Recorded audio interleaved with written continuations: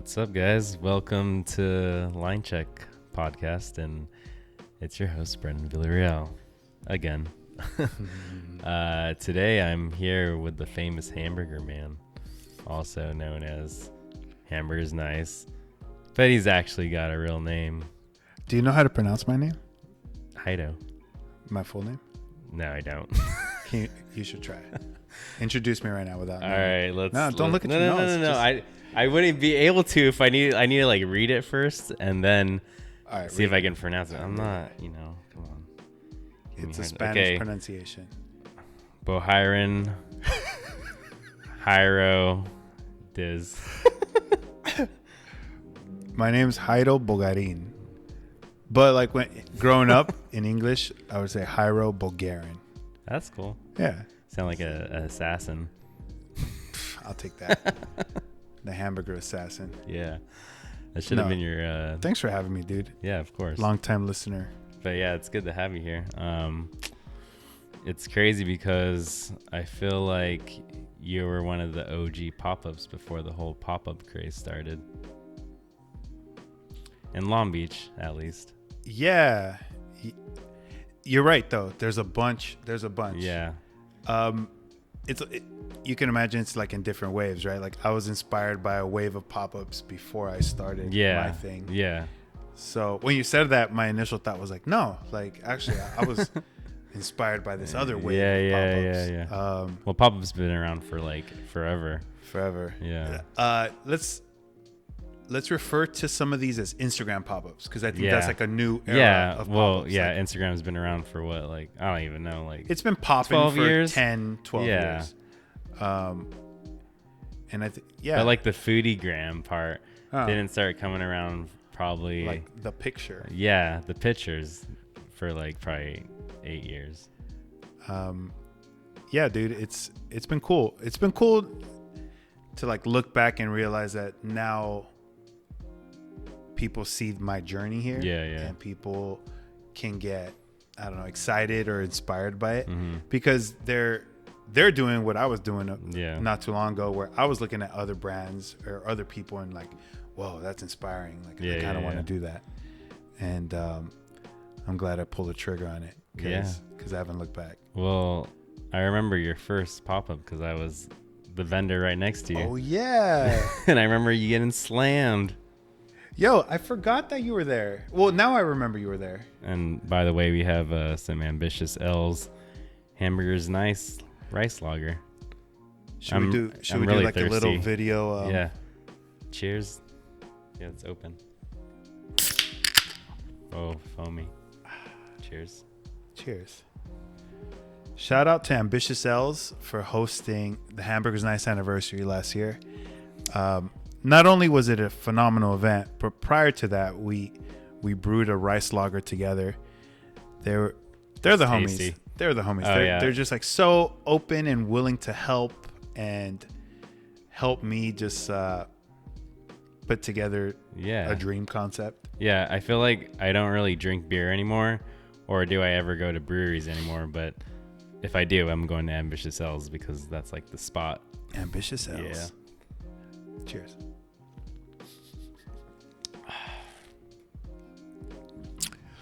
Note the cute art on here. The fried tomatoes. I'm just kidding. They're burger patties. I totally forgot that you were part of the first. So That was a Zine Fest. The 2009 Long Beach Zine Fest. Sarah Bennett organized the whole thing. She was actually a huge part of how I started. She that summer we're hanging out and she was like, hey, this food pop-up thing you keep talking about, would you be down to be a part of the Zine Fest? And I had no idea what the Zine Fest was. I didn't either. But I said yeah. But I was like, yeah, like what do you need from me? And she basically was like, well, get ready because it's happening. I just need you to be ready and have your shit together. And I feel like from 1 week to another, I had to get serious about something I was kind of half BSing, where I was like, I kind of want to do this. Yeah, but you're not really sure what you're getting yourself into. I had no idea what I was getting myself into. But had it not been for that challenge or that event, it probably wouldn't have catalyzed that year. Mm-hmm. So when I look back, I'm like, wow, that shit really like lit the match that started everything. Yeah. And that's, I mean, you were there, Marley was there, Chef Melissa was there. Yeah. And little did I know that those connections that day were gonna, I don't know, like grow into vines and flowers and plants. I mean, I had no idea who you were. I was like, this guy's burning shit over here. I feel like I was. Hey, yo, thanks for bringing that up. And, all right. You know, it's funny because I remember, and then you asked me how to clean the griddle. How to clean it. Yeah. And then I was like, first you got to control your heat. I'm like, you get a water bottle, squirt water in it. If it's too high, you need to regulate your temperature because then you're burning everything. If you're pushing out a bunch of burgers at the same time, it's going to cool down your plancha, then you turn it back up. Zarek, he didn't write this in the notes. Like, this is, like, I'm totally just remembering this right now. I was, for a long time, I was just faking it. Like, I knew what I was doing. Yeah. But that day, I remember looking at you guys controlling your griddles, moving shit around, and it was me. We were making two or three of my siblings, like my sister-in-law. Like, it was basically my family. Yeah.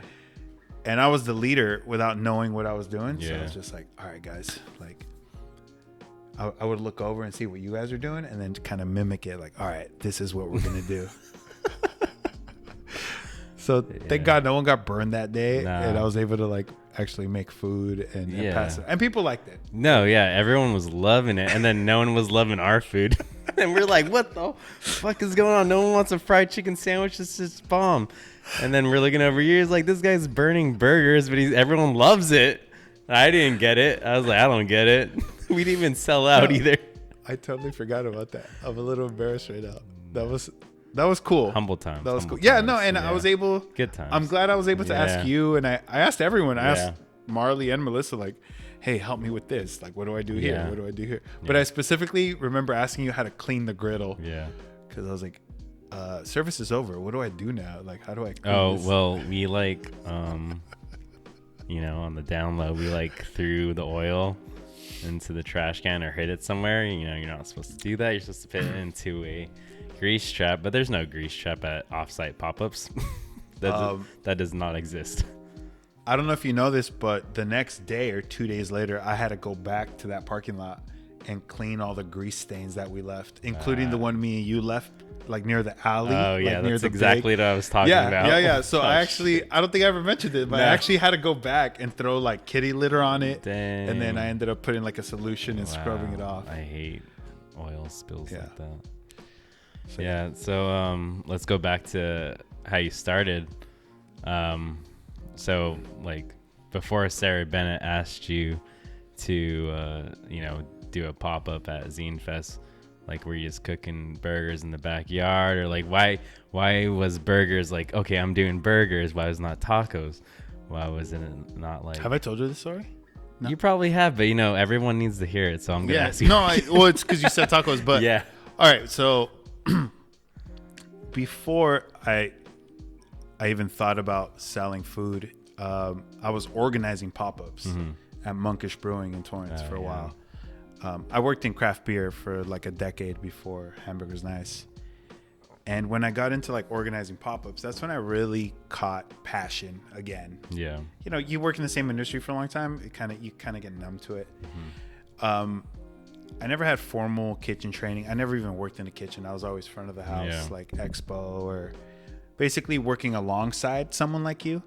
So I would see what you were doing, and I liked it. Like from where I stood, I'm like, wow, this is cool. Like they're so organized and like they know what to do every day. There's a list. Yeah. Whereas customer service, there is no like everything. It's more volatile. Like everything is unique to the moment, because you don't know what each customer is going to act like. So I was very drawn to like the science of cooking, but very intimidated by it. Like very, just not knowing, not knowing the ins and outs of it. When I started organizing pop-ups, it just, I don't know. First off, all these people were their own boss. Yeah. They made their own rules, their own menus. They would come in and then on the fly decide like, you know what, we're not going to serve this. We're going to serve this instead. And that was super attractive to me. I was able to tell like the good pop-ups from the great pop-ups, and super interested in that. Like, what makes the top tier? Combination of personality, combination of the actual food, the presentation, the setup of their tent. Yeah, marketing. Yeah, and marketing. I feel like is a big deal. Big time. Side note, I had no idea coming into this thing that most of my creative energy would be going towards like Instagram marketing. Yeah, totally. I just didn't have that foresight. I feel like you kill it there. Thanks. Yeah. Like, but I didn't. That's not something I predicted. It was at the beginning. I was like, oh, cool. I know how to make a story post and like make it kind of funny or friendly. Yeah. Years later, I realized like that's where most of my brain energy goes. More than the food. It's just like, how am I going to be relevant this week, or how am I going to be like, how is someone going to double click that post? Yeah, exactly. Engage it, however they might engage it. But yeah, in those years, I was just curious, like, oh, I want to be my own boss. I want to cook food. And the idea was Mexican food. The idea was like a few like specific Mexican dishes that I grew up with my mom and dad, to recreate them for the masses. I'm not going to tell you what they are because I might cook them at your next event. Okay. But it was just like stuff unique to my childhood where I was like, I think this would sell. Like this certain taco or this certain tostada might sell. I was super resistant to those ideas for a few reasons. I think like my identity as a Mexican American was like, food is such a stronghold in that identity. And maybe the anxiety of not performing well kept me from that. Yeah, I was scared. Like, I don't know how to cook.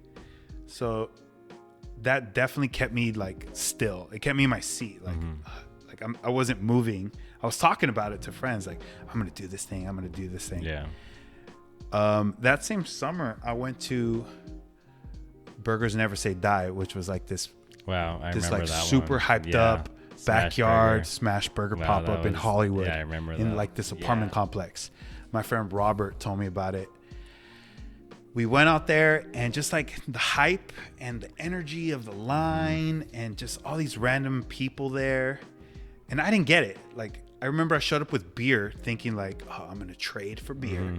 But they were looking at me like, what? No, you have to pay.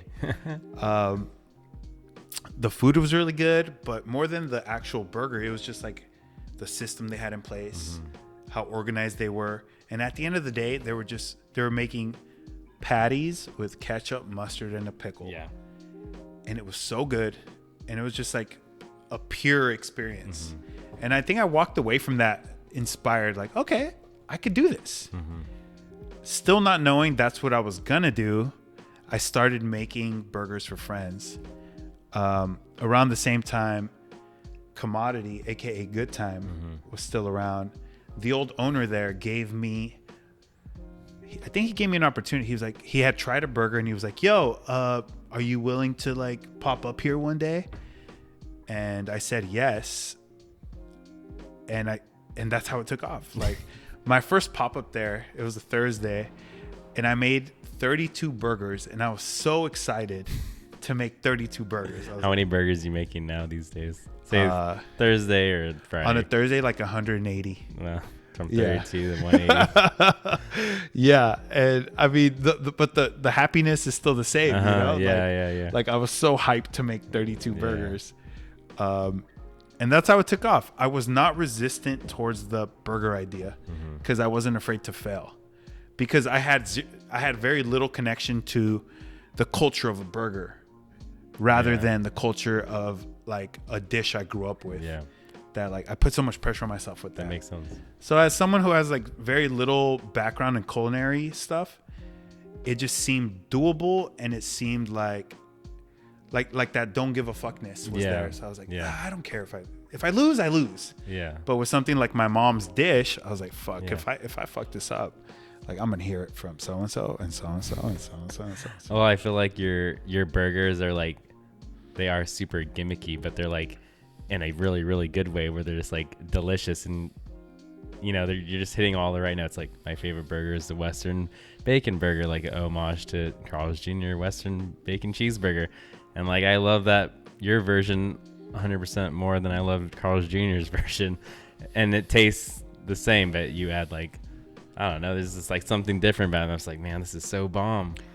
Yeah, I do play with that. I play with like you do like like highbrow, lowbrow. Like I'll take the double Western cheeseburger, which like half of the time comes looking like sideways. The cheese is like on the paper instead of the burger. Yeah.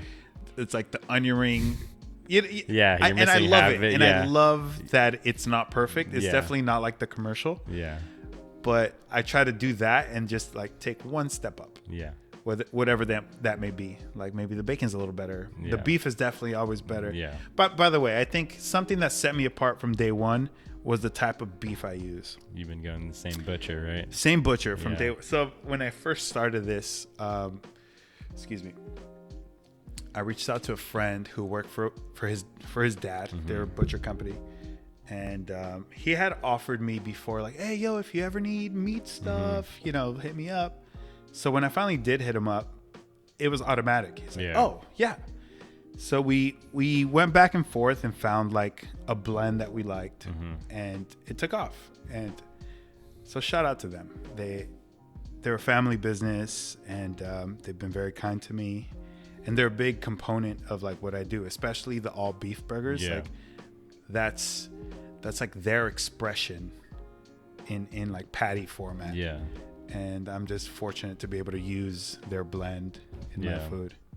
It's crazy because throughout your journey of being Hamburgers Nice, I feel like you've met so many people along the way, and you like did lots of collaborative, events with other chefs and places. And I feel like each one kind of leads you to the next one, and then you keep doing, and then you're kind of like skyrocketing all the time because you're just like hooking up with all these like dope ass places. Like you did an event with Gorilla Tacos in Arts District. Then you just did Kids of Immigrant last Saturday or Sunday. Yeah, dude. It's just like it's really nice to see where you've come because, I was also popping up at Commodity Good Time on the next day after you. And that's when I started too. That was my first place to pop up. So it's like, I just been like on the other side. And like you started off, doing that zine and then Commodity and then, and then now you're over here. And then you did your 1 year anniversary at Ambitious. And that was like I've never seen that many people in my life at that brewery. And now I feel like you have like this super cool, like cult following of Hamburger Nice lovers.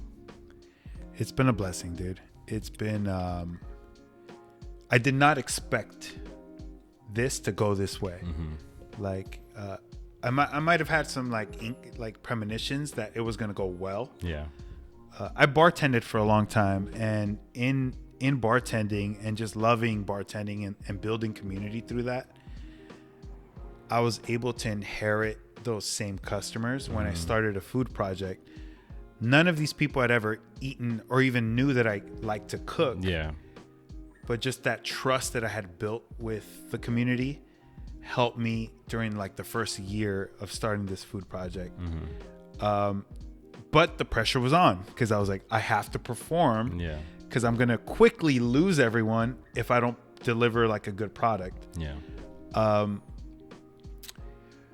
All the collaborations and all the special events and stuff is something that I've always wanted to do. I used to think I was going to do this through beer because 7 years ago, I was going to tell you that I was going to open my own brewery and I was going to have my own bar and I was going to do an alcohol forward project.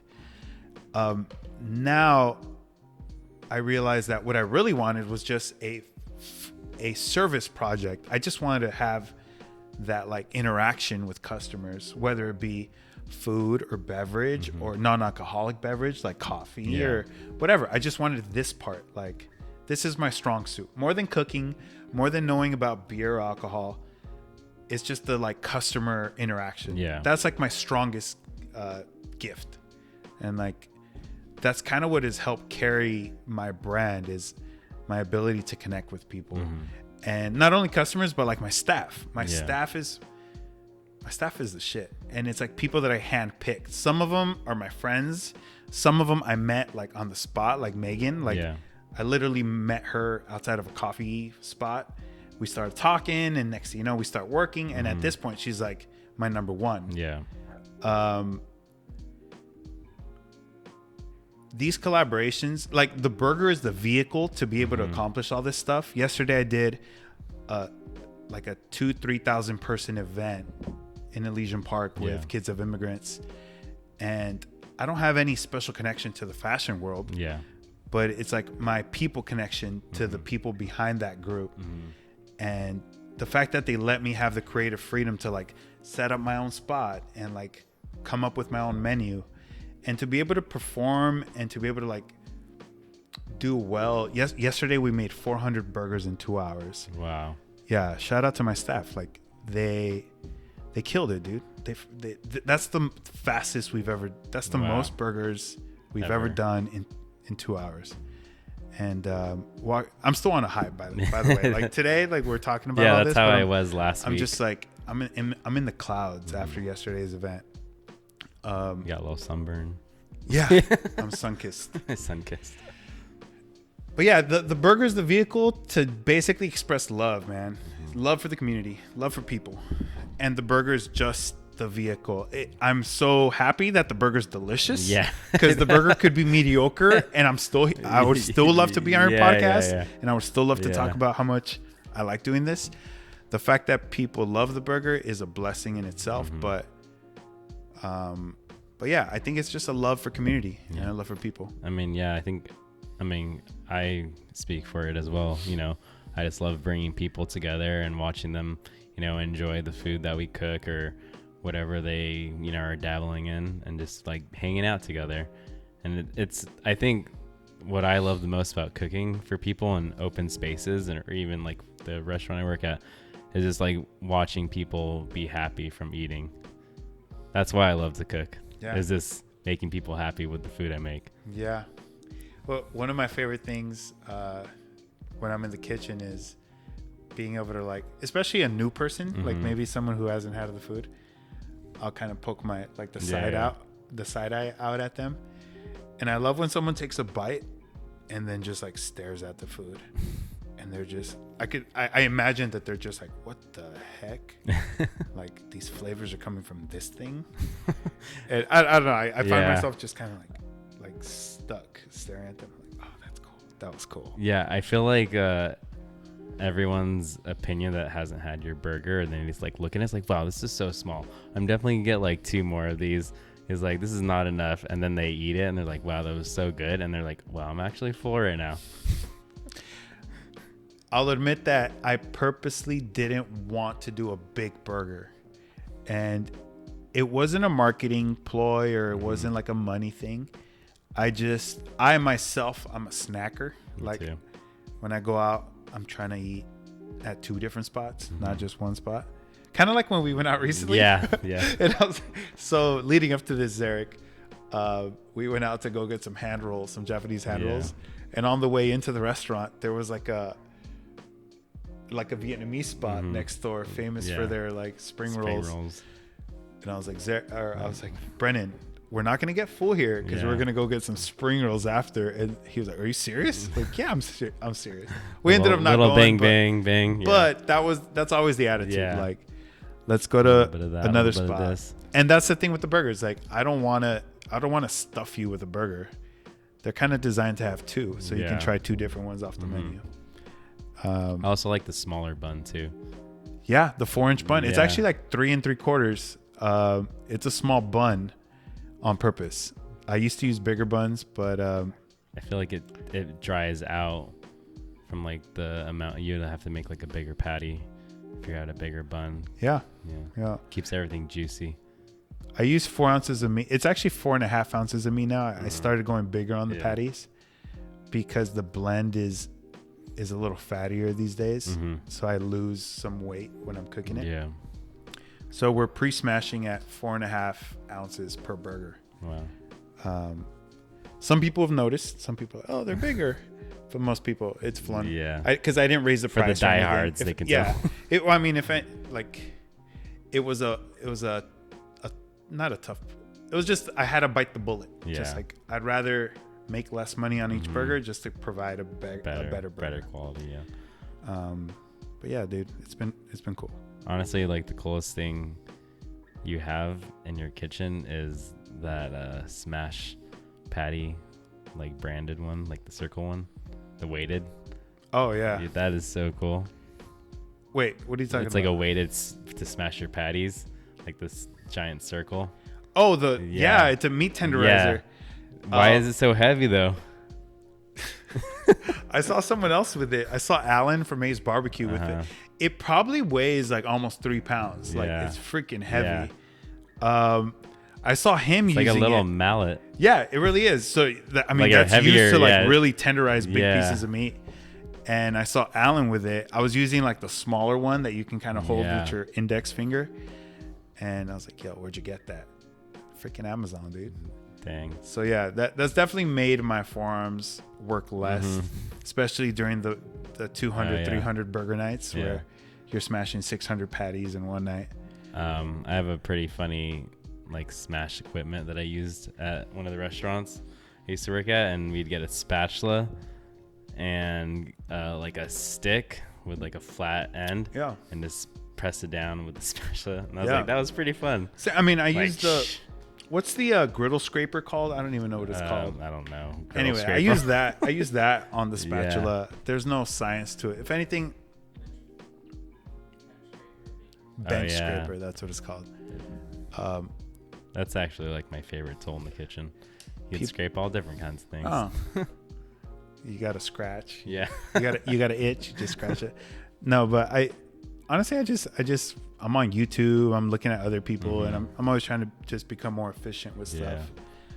As this thing has grown, I've had to get serious about efficiency because it's no longer like a day off thing where I can just like mess around and just. Now I'm like, okay, my livelihood depends on this. I have to tighten it up. And Hamburgers Nice has been a huge self-improvement project. You know, I think overall I'm pretty like I like being sporadic. My personality has always been just like spur of the moment, impulsive. I like that part of me. But now that we're talking business, and now that like employees depend on the success of the business, or like these businesses that I pop up inside of, they're asking for a certain number, like a certain, you know, I have to pay rent. Now I've had to get serious. I've had to like really get organized. Like I have a planner, you know, and that's something new. You know, like this business would not exist if I wasn't writing things down every day. I use Google Notes every day, or Apple Notes or whatever. I have to be on it. And so it's been like a big self-improvement thing. Aside from it's your business now. And my life has had to kind of change to accommodate the business. So that's been cool. That's been really cool. What other like say hamburger pop-ups do you admire that are in the local area?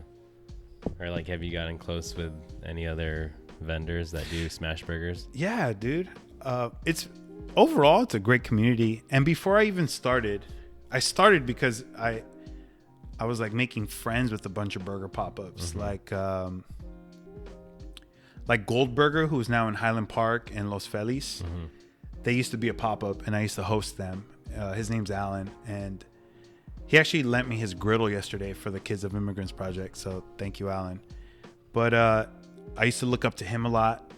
I used to look up to Trip Burger. I used to look up to Standing's Butcher Shop. They had a burger pop-up in those days. I think they still do. His name's Jose. There was like a bunch of different vendors that I kind of was taking notes from, you know, from far away. I was kind of looking around like, oh, they're doing it right. Like the promotion, the actual food, the setup. Yellow Paper Burger out of San Gabriel Valley. His name's Colin. Really cool guy. I think Like in my head, he's my only competition, and not because like, oh, I'm the shit, and so is he. Yeah. No, it's They're all the because way in SGB. I'm doing. Is Because that he's why? no threat. No, it's more like the stuff he's doing is very unique to him. And that's how I feel about me. Like my menu and kind of like the flow and the energy that I have with my brand is very unique to me. I've always like wanted to be.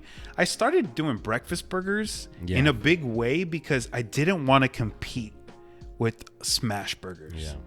You know, although a lot of people, by the way, I've never called Hamburgers Nice a smash burger ever, not even once.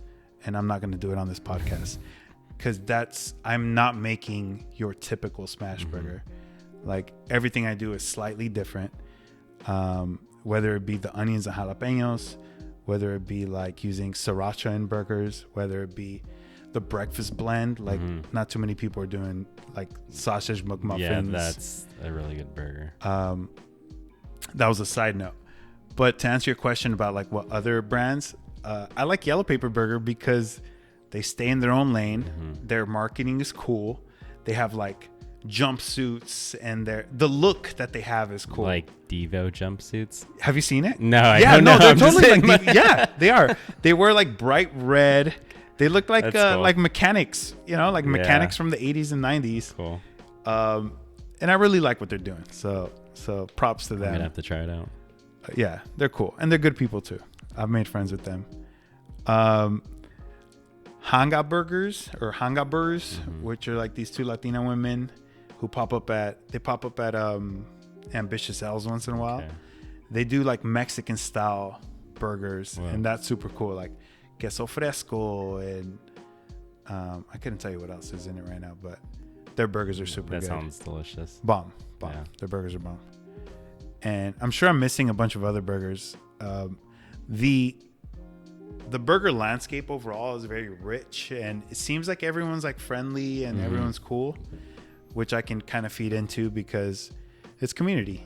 Yeah. Everything is cool. Yeah, and I feel like anyone that's like, you know, grilling burgers, it's like a backyard party and you're just there to like have fun. It's like I feel like there's no, like it's not so intense. You know what I mean? Like that's a good point. That's how I feel like every time I go to your pop-up. I'm just like, hey, what's up? It's no frills. Yeah, it's like we're just getting burgers and everyone's just hanging out. And half of the time we really are in the backyard of something. Yeah, exactly. That's a good point, dude. And that totally feeds to what I'm talking about like the energy of this. Like I'm not serious. I'm not a serious cook, chef. But like, you've become one. Thank you. No, I'm taking it serious. But from like the year that whatever, from like not knowing how to clean a griddle. And then the last time we met up, and you're telling me all these things about what you've learned in the kitchen and what you know now. I'm like, okay, you're a chef now. Yes. I think the point. And you're like, I'm gonna make my roux for my gravy. I'm like, oh, you know stuff.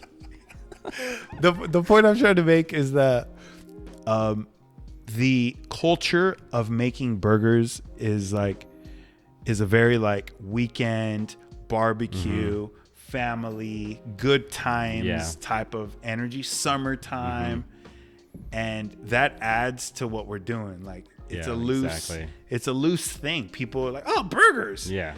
You know, just like, oh, tacos. Yeah, everybody loves burgers. Yeah. Everybody loves tacos.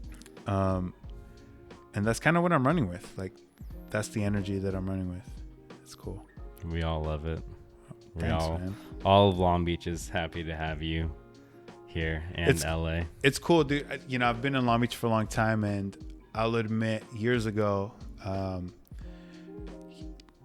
let's just say like 8 years ago, you know, I was just a big food head, like always looking for something new, something good.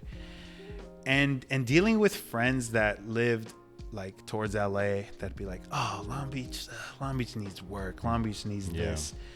And at the time I agreed with them. Like, yeah, you're right. Like Long Beach does need something like, and things every year are getting better.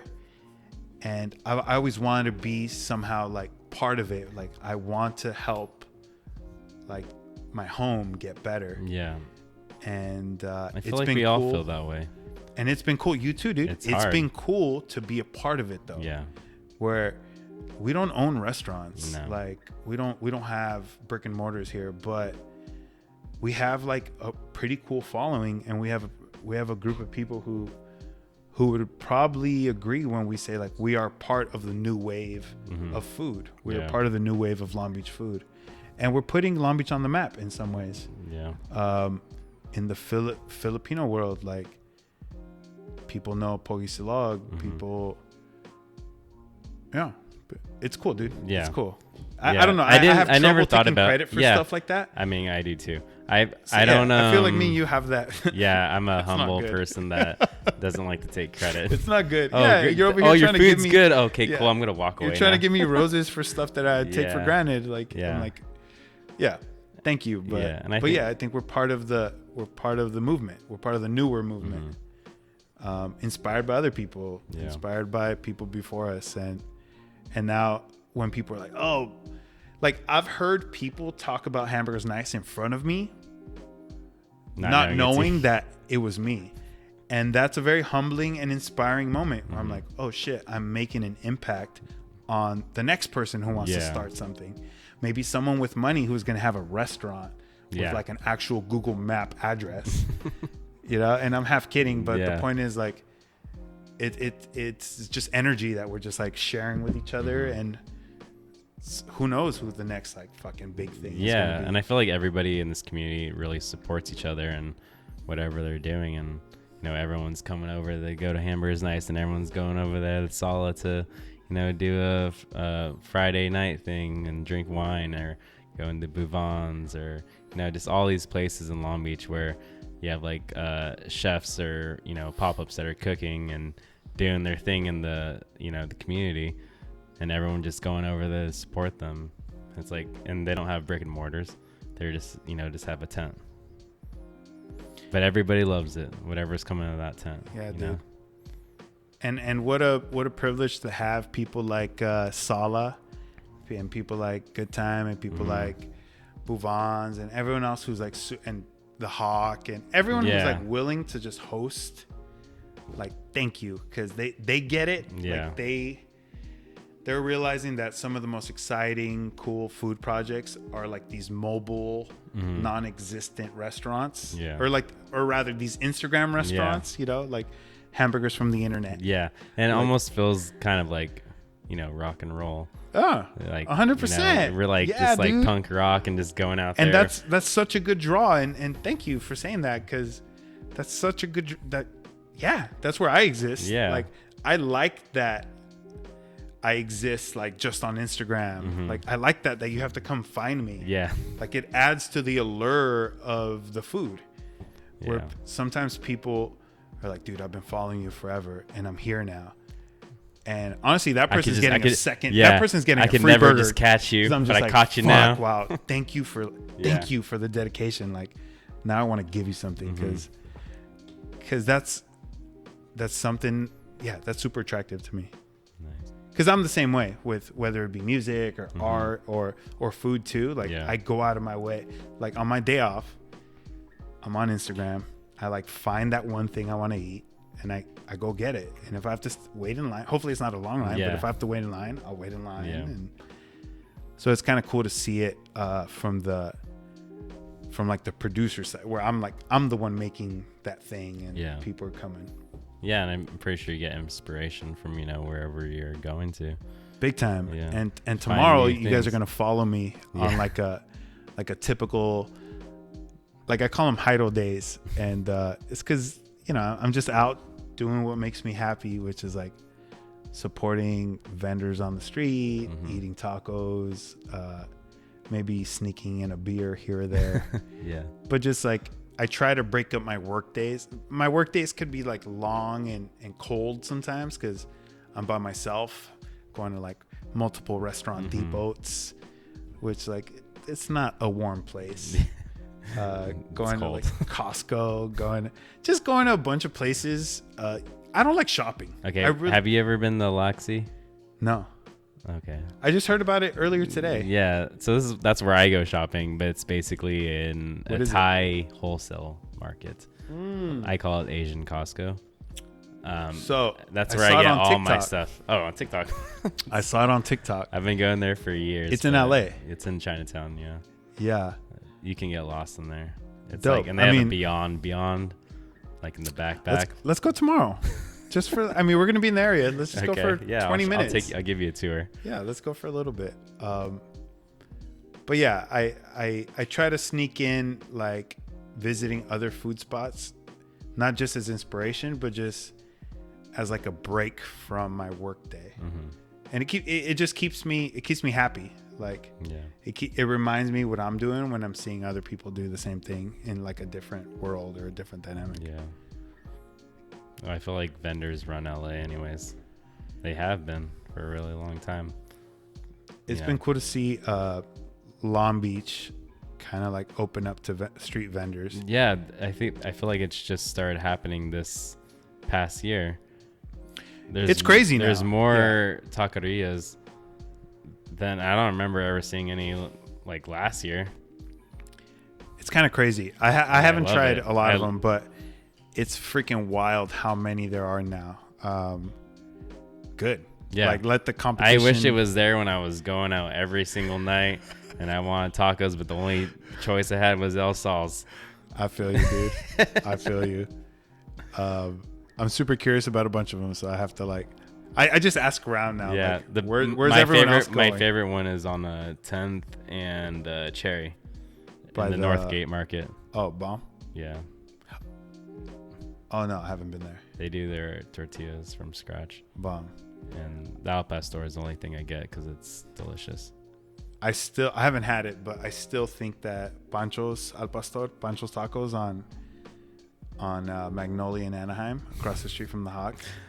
I still love that. I am to differ on that one. Yeah, I'm the only one that does not like. No, that you're not place. the only one. I feel like it's too sweet for me. Some people have said it's too sweet. Some people say it's too acidic. The marinade is intense. Yeah, it's intense. But I think that's why it draws me, because it stands out. Yeah, I feel like I need more fat in it. I feel you. I'm a fat, and then I need some like to hit it with some like lime after that. I'm curious to go to your Northgate. It's definitely not as acidic as the one over there. Yeah, I'm down. I'm down to try everything. Yeah. All right. Well, it was a pleasure to have you here. Thanks again, dude. To go on our little date tomorrow. Thanks again, dude. No, thanks for always including me with stuff. I know that that you're really busy with your full-time job, and your pop-up is sometimes like an afterthought. But by the way, me and Brennan have made some of the coolest burgers that I'm just gonna say it, that like Long Beach has ever seen. We've done like we've only done two. We've done but once a year. They're standalone. They're standalone burgers. Like we did a chori burger, which was like a Filipino longanisa beef blend with achara, banana ketchup, and like a garlic aioli. Yeah, simple, but it was delicious. Amazing, dude. Yeah. I think our projects together have been amazing, and I think because me and you are so laid back and a little like I've had people tell me that we're too humble sometimes. They have flown under the radar. But when I hear I'll get jealous sometimes when I hear other people say that they do things that I think I've already done. Yeah. And that's when I'm like, fuck, I should have been louder about this so that people knew that I did this. Yeah. Anyway, that's besides the point. Thanks for riding with me, man, with all of our projects. And it's been humbling to see your, from where you started to where you are now, and keep seeing, go down or ride in the wave. Thanks, dude. Appreciate it. And keep it up. This is a cool project you're doing.